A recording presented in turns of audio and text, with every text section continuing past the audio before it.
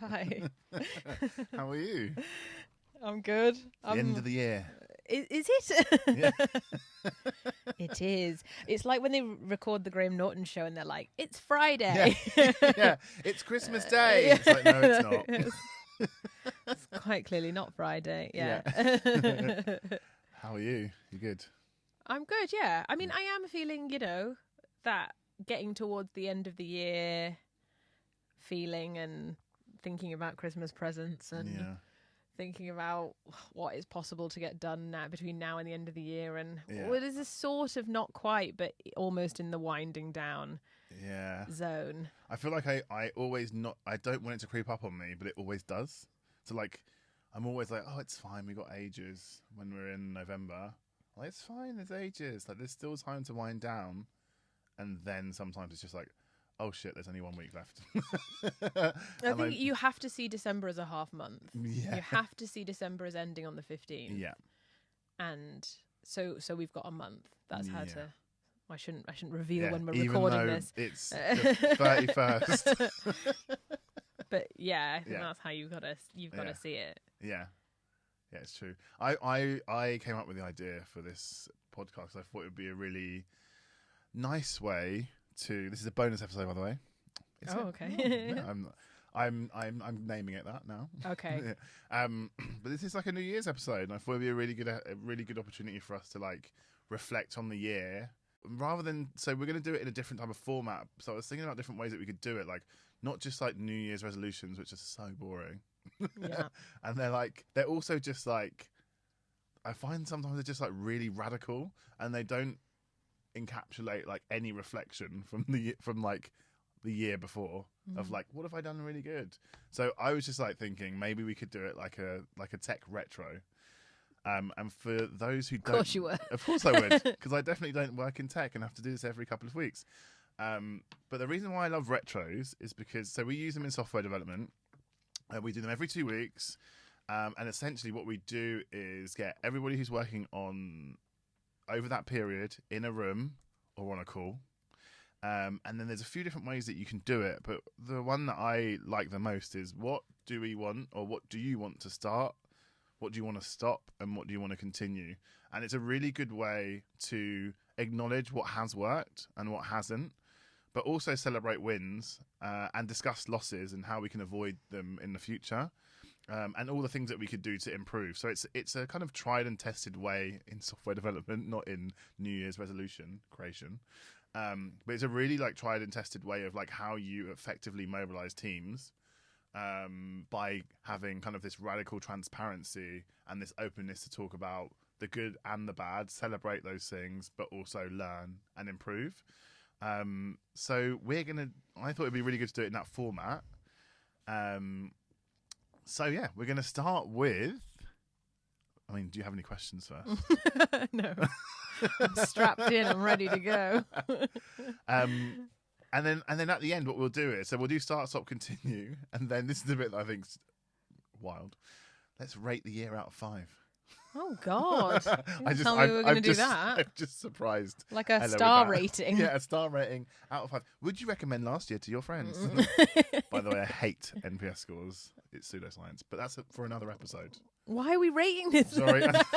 No, that's not an NPS You're score. like, this is okay. No. Yeah, NPS this is score out of is 5. would you recommend? Yeah. This is just out of 5. How was it? If I was a film critic of the year, what would I give this? Yes. In my write up. Yeah. How many stars? Okay. Yeah.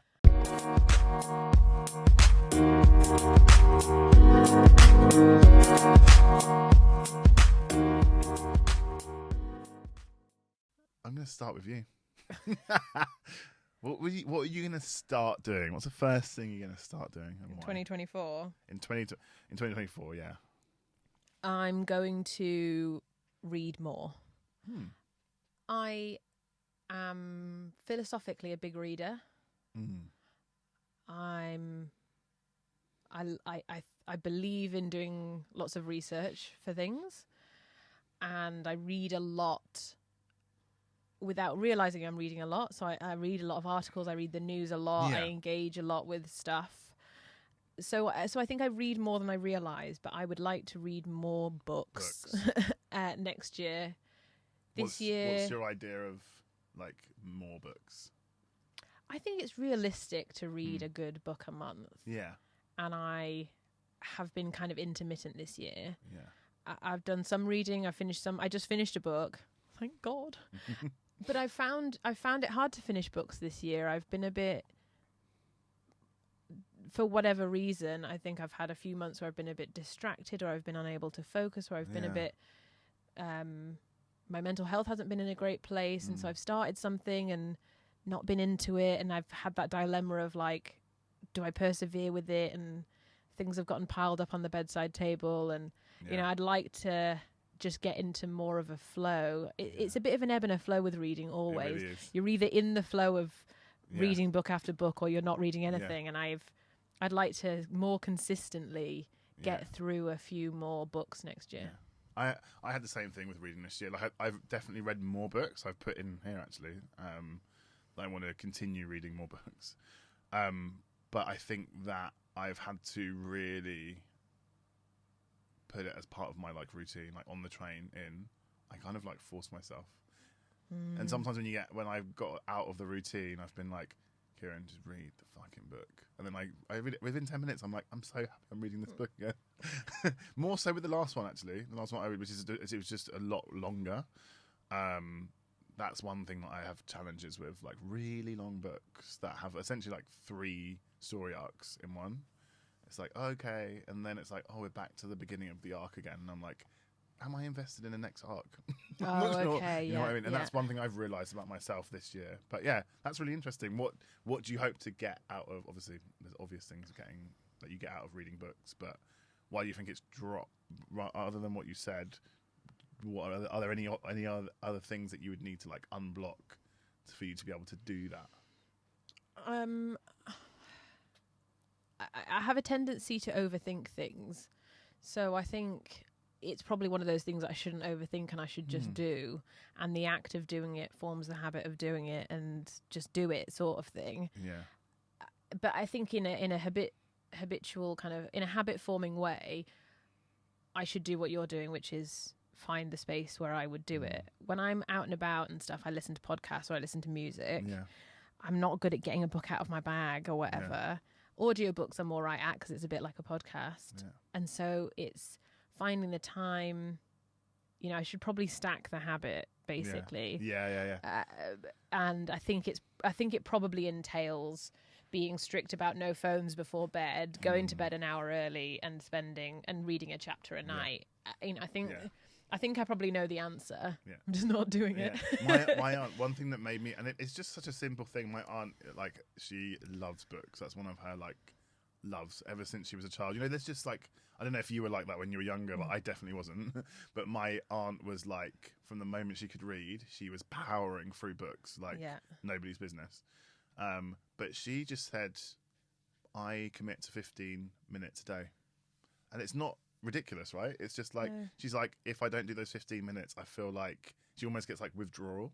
I think obviously that's deeply like built it's a deeply built habit, right? So she needs to do it to function. It's a good habit to have, I think. But it was just really interesting. I'm like, oh, actually, like 15 minutes, that's like, there's no excuse for not being able to put 15 it's almost like working out. It's like you can find 20 minutes in a day to work out. You just got to kind of do it, and then you get used to it, and then you need it. Yeah, exactly. You know. So I think that's the short answer. It's really cool. My first thing that I'm going to start this year is, like, on reflection, I do much better when I scenario. I feel I sound like such a geek, which is fine because I am. I like to scenario map my years out. Like, it's something that a coach taught me to do.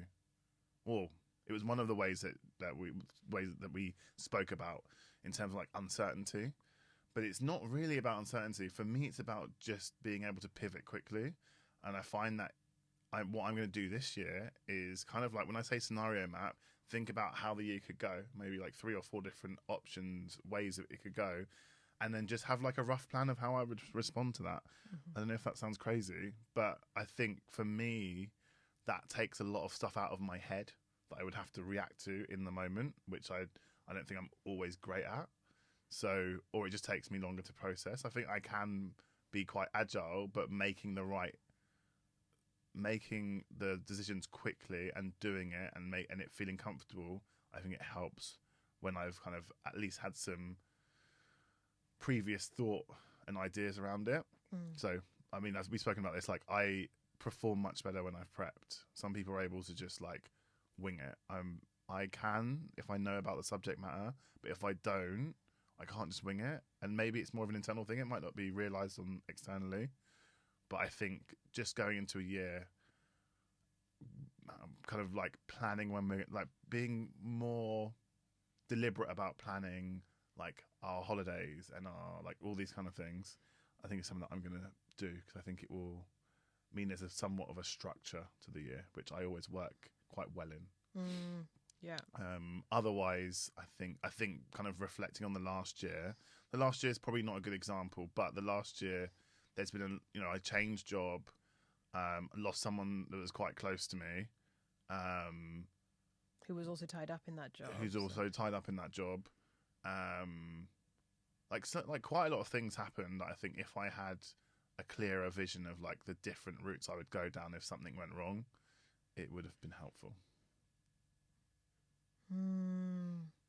Well, I'm just thinking that makes total sense, and I'm also thinking there are some things you probably just can't prepare for. No, there is. That's true. You know, that loss that you experienced, which we don't have to spend loads of time talking about, but I think there's no way to prep yourself for those kinds of life things that hit you sideways. Yeah, true. Sorry, maybe there is, maybe there isn't a kind of practicing meditation and like self-care and like being in a kind of grounded space is probably and like prioritizing the right things to make sure you are as resilient. Yeah. So I think that's part of that. Like planning the year isn't not so much about planning what I'm going to do with time, planning how I'm going to make sure that I am feeding all the things that I need to as a person to have resilience and to like perform, optimum functioning. I'm going to become a robot. No, but yeah, like that PayPal guy. You're going to.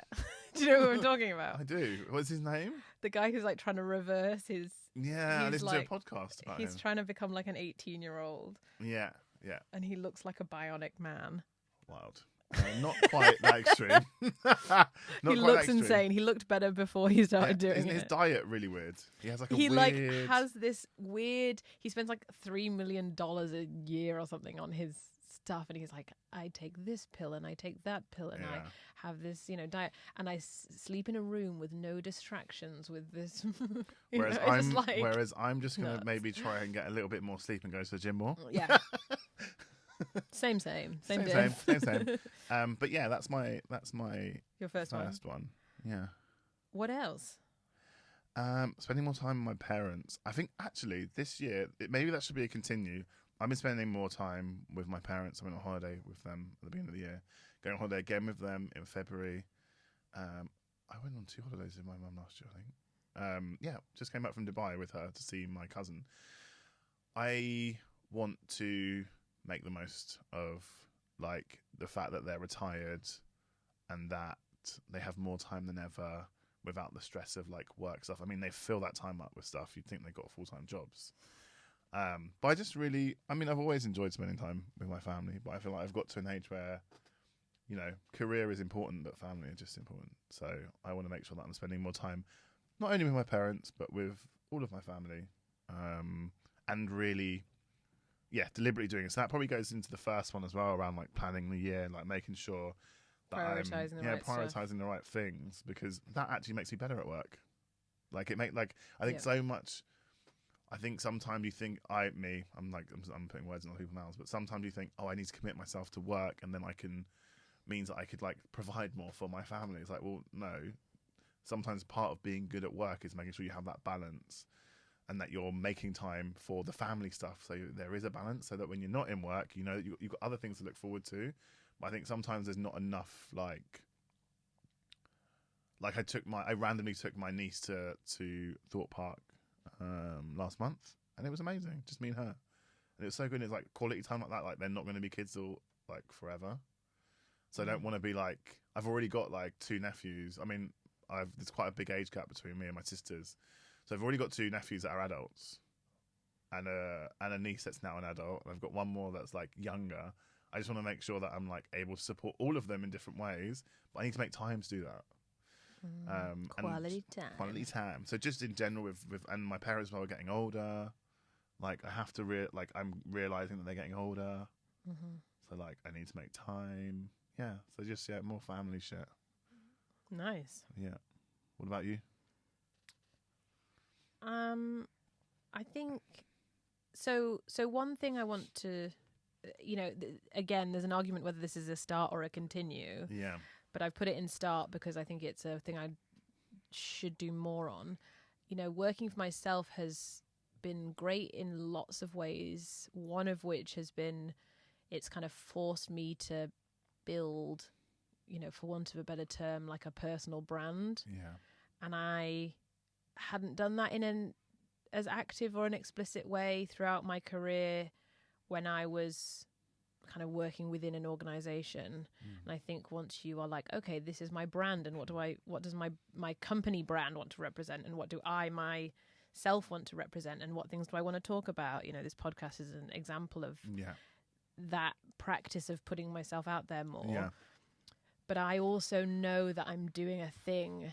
It's probably not discernible from the outside, but I also know I'm doing a thing where I'm holding back and I'm not posting as much as I could be. It's not just about posting, but I can feel myself not fully putting myself out there. Or, I had this weird sensation that was earlier in the year when the Oscars happened. I wrote a blog post on the kind of diversity question of the Oscars, and I just kind of spontaneously wrote it the day after, and it got loads and loads of traction and loads of comments and loads of reposts. And I had this weird reaction where I kind of went, "Oh, I don't like that."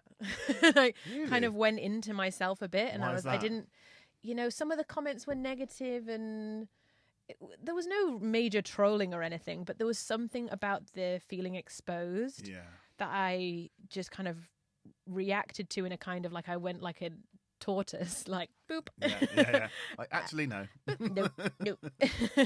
I don't like that. And I'm sure these things are a practice, but I know I can feel myself kind of pulling back from the edge sometimes with some of those things, and I'd like to kind of continue with some of the things I think I've ticked and done okay on, but maybe do a bit more. Yeah. No, I get that. I think I can be similar. And it's almost, I feel like I can be very extreme with those kind of things as well. Like I'm either completely exposed doing it, fine with it, or it's like retreat. And I think it's got something to do with my personality type. But I think that, there's like some quite like deliberate forcing myself to do things sometimes. And we've talked about that of like, sometimes to my detriment, but sometimes even if I'm not prepared, I might just do it. Like, and that's more about me being like, Kieran, just put yourself out there and just deal with the criticism if it's not great, which is kind of scary. So I get that. So, but what kind of things are you going to do? I put out my first newsletter at the beginning of this month, which I should have done 5 months ago and just hadn't done. So I've kind of committed to doing that monthly. Doesn't sound that frequent, but it's quite a lot of work actually. So I feel like those kind of accountability things of I've committed to doing a newsletter a month, and I now have not many, but I have subscribers that that kind of accountability is good for me. I think I've been pretty good at saying yes to things, in the sense that if somebody asks me if I can go on their podcast, depending, I'll say yes. So I think it's an amplification of some of the stuff I'm already doing, and maybe an increased kind of frequency. Take it to the next level. Yeah, taking it to the next level. Yeah. Love that. Yeah. What's your? Sorry, go on. No, I was just going to say that. I think the other thing that I want to do more of, I'm always like on the edge of. I think I've done more this year. And these kind of things go together. And no, they don't actually. So mentoring, specifically like people of colour, specifically leaders, is something that I want to do more of. I've done a little bit this year. I think it's something that's really, I think is really, really important to actively and proactively seek these people. So that's something that I want to explore, of like, how do I do that? Like, how do I find people that are either potential leaders or current leaders, maybe even specifically in tech, where it doesn't have to be. But I think that's just because it's my area of expertise, somewhat. Like, I think for me, there's something that I have a mentor who I massively value, and I want to give that to somebody else. I think it's really important to have that, because I think we don't, as people of colour, as queer people of colour, we don't naturally have a big pool of potential mentors, of people that are proactively wanting to build a relationship with you. I mean, who share our background, who or share just our in background, general? who share our background. I think in general, even in general, but I think who share our background in particular, who can really understand the experience. And there's been a few things over the last couple of years in my career where, you know, with people that I've managed, that I've really seen how that plays out in the workplace when people are experiencing certain things and they never have that kind of community or someone who can kind of validate, hold their hand through it, give them advice, like all those kind of things, and it not be a overtly financial transaction, you know, of like, I am coaching you, you are paying me, I am to, like, no. Yeah, there's a woman, I mean, this was a financial transaction, but it was her organisation that was paying. There was a black woman that I was coaching this year, and it was amazing to me as well, having that experience of speaking to someone and them kind of second-guessing themselves and second-guessing their experiences, and it's being so clear from the outside, and me being able to go, no, that's racist. Yeah. You know, and her being like, you know, and no, that's racist. Yeah. You know, and I think that was, you know, my coaching aside, that was really powerful for her, because she had this person on the outside of her, the dynamics of her organization, who was able to see her experiences and if nothing else, kind of validate that she wasn't going mad, or that, you know, that it's okay to push back on that thing, or that thing is a double standard, or, you know, you do have immense value here, and you could, you know, all of those things. I think having some shared experience is so important to be able to see that. I think what you said about it not being like directly in the organization as well, like if you were her manager, I think it's different. Like, if I was somebody's manager, there's a whole different dynamic. So just being able to, and there's actually people that I used to be their managers that I've now done some mentoring with, and it is a completely different conversation that you're able to have with them. So I think more of that, and then more, I think, just in the design space, just more coaching. I think just in general around with design leaders, I think there's so much potential locked into a lot of designers and potential design leaders that just doesn't get realized, because designers aren't naturally seen as leaders, but actually their problem solving skills and a lot of the time the natural things that they're very good at are very good leadership traits. It's just never something that's like recognized. So I think having being more kind of present in the design community and product community is really important, and something that I want to do more of. I used to do a lot more of it, but it's fallen by the wayside. But doing more of that. And I also think showing up as a queer man of colour is also really important for that as well, because there's not many of us in design leadership, not in London anyway. What's your next start? So, well, I'll kind of wrap it up with two. So the first one is fairly simple. I've tried to, and I actually need to do a clear out, but I've tried to this year kind of evaluate some consumerism in my life. Interesting. And not buy. I don't necessarily buy loads of clothes all the time or anything, but what I I'd like to do more of, what I'd like to start doing is buying more quality, less stuff, but higher quality. Yeah. And again, I've never been like a big constantly churning through buying loads of stuff, but I've kind of, and there's a privilege in this statement as well, a financial privilege thing. But I've said for Christmas, for instance, my Christmas list is short but more expensive. Yeah.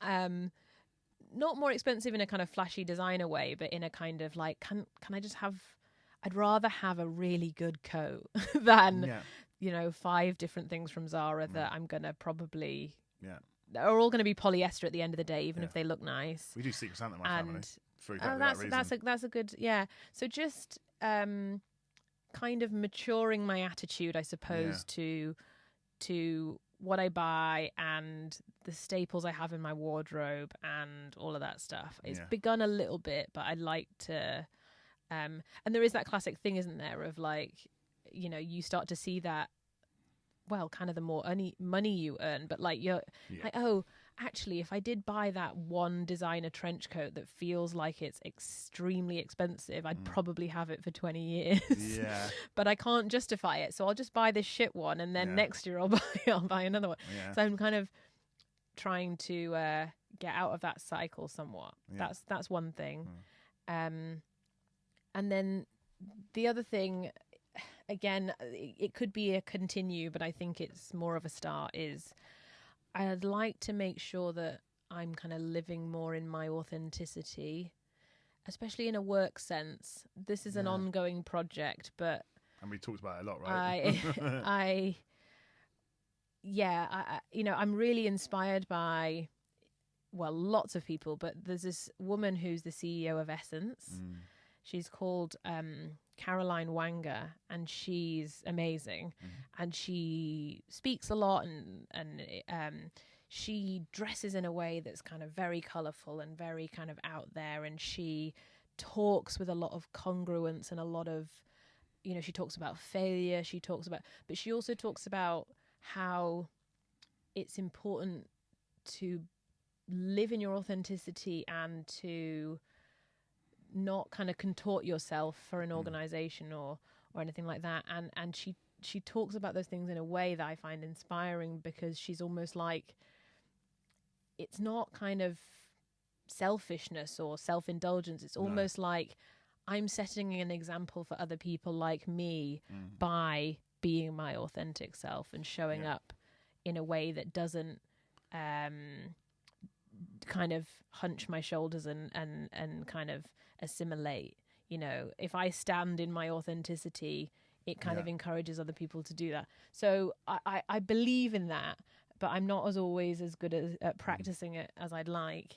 She sounds like a similar character to Bazoma St. John.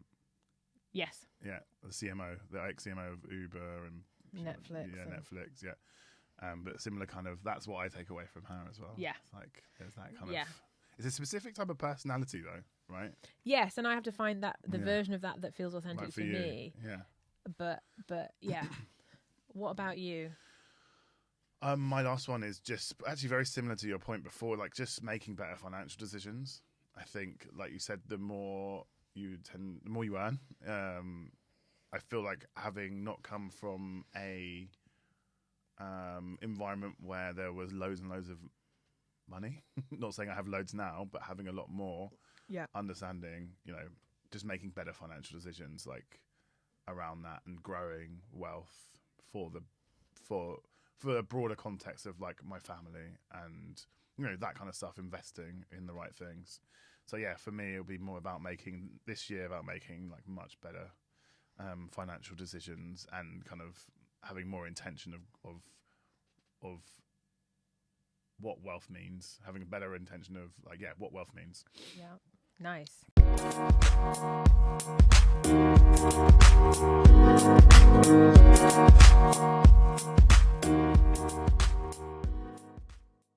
Stop. We should do these quickly, I think. Yeah, definitely. Because who cares about stop? Yeah. So what would we stop? So I'm trying to be quick. 2 years ago, I had a sports injury. I snapped my Achilles tendon completely, complete rupture. Since then, there was a lot of physio, which meant I wasn't very active, put on a lot of weight. But now I'm at a point where, I had an operation, it's all fine. Getting back into a routine that I haven't been in for a couple of years, I think I've been really bad at getting into it. And I think it's because it's been quite foreign to me to not being in any routine like that. So I've always been, we've spoken about it in the podcast before, we've been very active. So I think maybe this is more of a continue because I've started it already, but getting myself into a really strong routine. So what's the stop? It's to stop avoiding starting it. So I think I've been very lax and not hard on myself, which is fine. You don't always have to be hard on yourself, but it's getting to a point where it's ridiculous. It's like, Kieran, just fucking go to the gym twice a week. It's not a big deal. You are actively making excuses to not go. Or like any one thing that happens, you're like, oh, I'm not going to the gym. It's like, that's not acceptable. It's raining. It's raining. It's too far. It's too far to drive. No, Kieran, that's not acceptable. So avoiding stop avoiding getting fit. Like, I feel so much better. Like, I went to the gym this morning. I feel great. Yeah. And that's just because there's endorphins that have been released. It's like I understand. Yeah, there's quite simple maths on this. Simple maths that I understand. And then there's quite complex psychology that maybe I don't, that stops me from doing it. But yeah, I think just avoiding being that person that avoids fitness is my main thing to stop. Yeah. That's amazing. Yeah. Okay, yeah, cool. Yeah, nice. Yeah. Do you want more? Sweet. Do you want more No. Short and sweet, I like it. Okay, so mine, I'll whiz through them real quick. I can go all three. I've got another one. Okay, go on. Do the second one. No, do the other one, and then I'll do mine, and we'll move on. Okay, cool. And then the second thing, sometimes being my own worst enemy. What do I mean by that? So I think it kind of links to what I want to start, but sometimes when I don't prepare for things, I don't show up how I want to show up and how I should be showing up. And what I mean by that is I think that sometimes I don't do myself, brilliant. Your many selves. my many personalities. I don't do myself any favours when I don't prepare for things. And I then can sometimes get in my head about not preparing for it. And then it means that the execution is poor. Yeah. Simple. Stop doing it. Yeah. Like, it will happen sometimes. But I think there's been a period, and I mean, there's been things going on, right? Like, I need to be kind to myself. But there's been like speaking honestly, like transparently about like some of the stuff we recorded. I'm like, it's good, it's fine, but like I would have wanted to feel more confident about what I'm saying and what and how I'm showing up. That's just an example. But yeah, so just making sure that I'm not doing that, right? Like, stop doing it. There's no need. Yeah, and it has an impact on other people. It's not just me. Yeah, nice. That's my other one. Okay, mine are, first one, stop taking responsibility for everyone else. Boom, do that all the time. What way? So here's the cycle. Yeah. I do this with my siblings. I do this with my partner, different way. I do it a little bit with my parental figures. Yeah. I've gotten myself into a cycle. You know, we won't go into all the history of it, but I've gotten myself into a cycle of being the eldest child, for want of a better phrase. And so if something needs doing, I do it. If flights need booking, I book them. If presents need buying, I buy them. And people will reimburse me for that, but I take the lead on the things, and it's automatic. But then the cycle is I resent it. I resent how much I do it, which isn't fair because I'm not really giving space for anyone else to step in and do it. And they're also kind of conditioned into me doing it, so they don't do it. Yeah. So there's this kind of cycle within some of my relationships that I'd like to break a little bit, which is I'd like other people to step up, but I also need to give them the space to step up. Yeah. And it's not that all these people that I've just mentioned are like helpful, Yeah. you know, but I just step into almost the lead project manager of the thing. Yeah. You know, if something needs doing, I step into being like, right, what are we going to do then? Are we going to book this holiday? Okay, I'll book the flight. You know, whatever. I kind of step into that, and I'd like to reset some of those things. I like that. It's super like self-aware as well. Trying. This is all the therapy. Yeah, I like that. It's really cool. Second one is, well, actually, I've got two more, but they're linked. So let's call it one. Being unkind to myself. This is a lifelong journey of trying to stop doing this. I'm hard on myself, which is actually linked to the first thing I said, taking responsibility. Yeah. I link my value to the stuff I do, to being helpful, to being a good daughter, to being a good partner, to being a good friend. Yeah. I associate my worth with how I step up. Okay. I get disappointed with myself if I don't step up to the extent that I feel like I should. Put a lot of pressure on myself for output, for the work I do, for the quality of the work I do, for the extent to which I'm remembering to say thank you and send cards and birthdays, celebrate. You know, I kind of...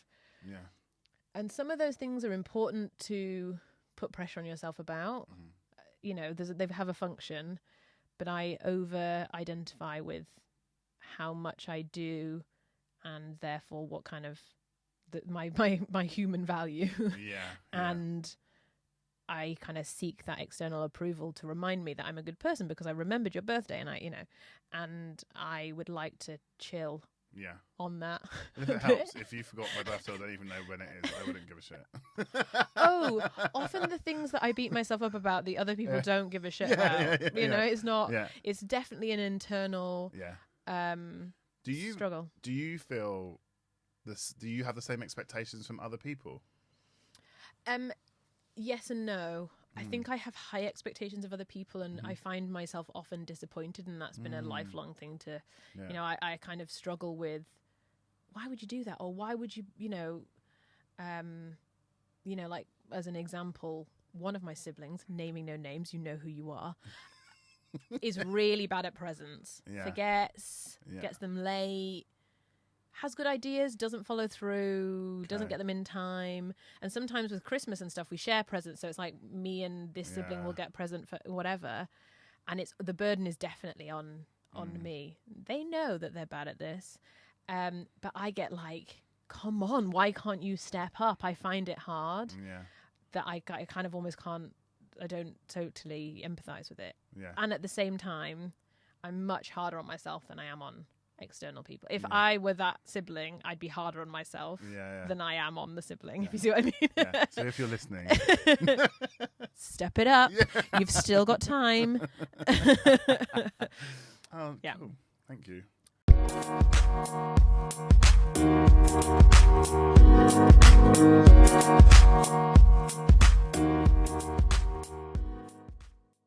And then the last continue.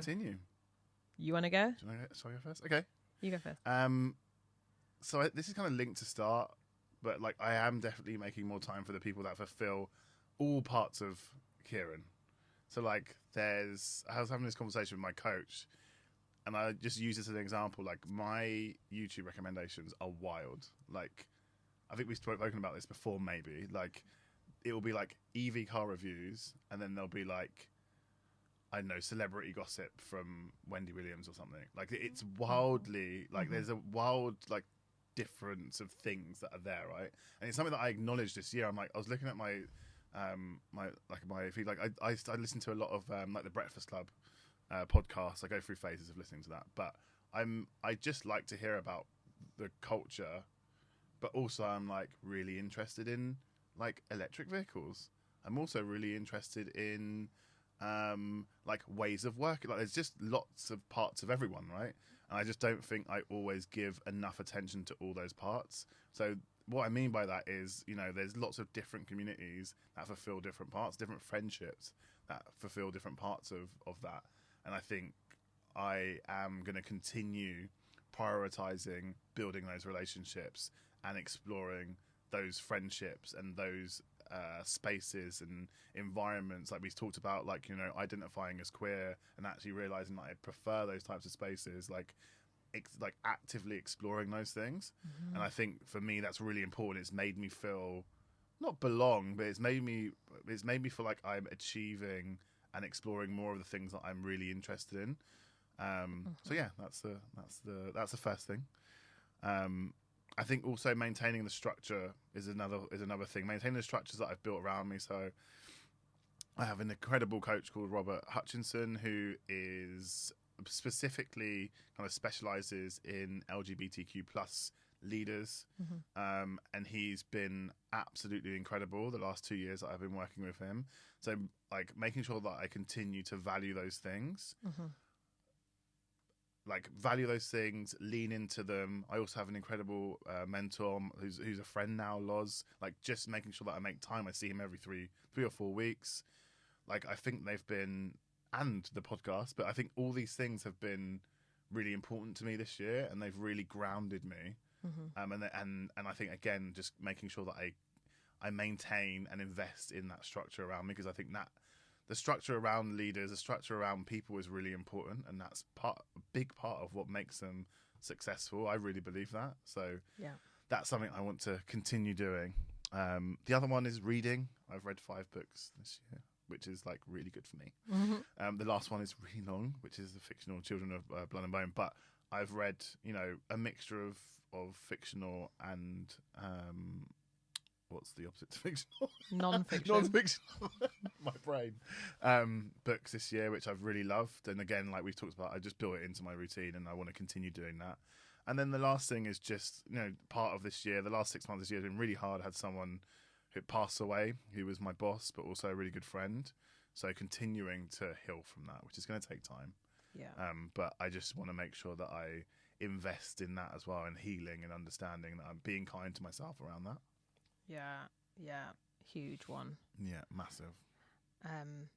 So my continues are, first of all, I'm currently on the brink of contemplating a role within a company, which won't mean that my work for myself stops, but it will reconfigure what that looks like. And I want to make sure that this year I continue to be able to have the kinds of conversations I have with clients within a structure, and I don't get lost in that structure and lose my ability to speak truth to power, which I think is an important part of my role, an important muscle I've learned to work this year in particular.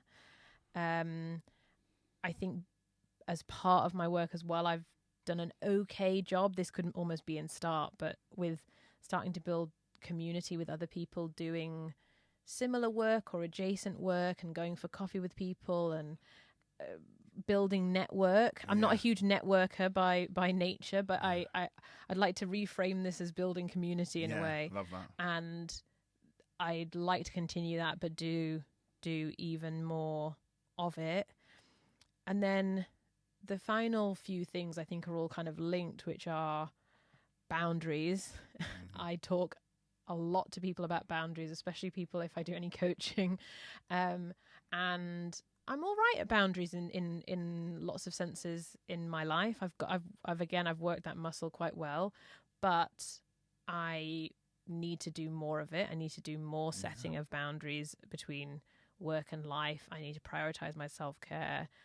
Last year I was not very well for a couple of days, and my partner kept commenting on the fact that I couldn't sit down and rest. And we had a call for 45 minutes. We had a call, which I didn't cancel. Should have been 10 minutes, and you didn't cancel. I didn't cancel, even though I was ill. Yeah. So kind of having those boundaries, but also around like prioritizing my own health and self-care, and not seeing that as a redundant thing that I can put to the side is important. And I think a link to that is also putting value on my time, which doing consulting has helped me to do, because you literally put value on your time. And again, I'd like to make sure that I continue to do that especially if I am working within an organization, because I think once you become an employee, in quote unquote, it's easy to put less value on your time and to be less boundaried. And those are some things that are on my mind to make sure I maintain. I love it. It's gonna be a good year. I'm positive. I said that about 2020 though. So yeah. Let's see. How did you find like thinking about your year in that way, like of like planning your what you want to achieve in this way, in this structure? I think it was positive actually, because I think New Year's resolutions can be quite, I haven't done enough, I feel quite sedentary, so I'm going to be the best version of me this year and I'm going to get fit. And to a degree can feel negative, whereas I think this structure almost allowed me to reflect on the things I have done and kind of build on those rather than think about it. It was almost like not as much of a deficit based approach to thinking about it. So I think it's good to honor the things you're already doing whilst you're thinking about the things you want to do more of. So I liked it. Good. How about you? I thought it was good as well. Like I guess I'm more used to doing things like this, but I've never thought about it in like for my life. It's always been work related, but I think exactly the same. I think it's really nice to, sometimes you forget about reflecting and acknowledging what you've achieved in a year or what you've gone through in a year, and then tailoring what you're going to do next based on that. It's really important to not just like chuck away the year before, because the new year is new me and like everything's different. No, everything isn't different. Like you're still working with a lot of the same things. I really enjoyed it. It'll be interesting to see what other people, if you're thinking of, if you're putting together your New Year's resolutions, maybe think about doing it a slightly different way. But Happy New Year. Happy New Year. Happy New Year. Happy. We'll see you in the next episode. Bye.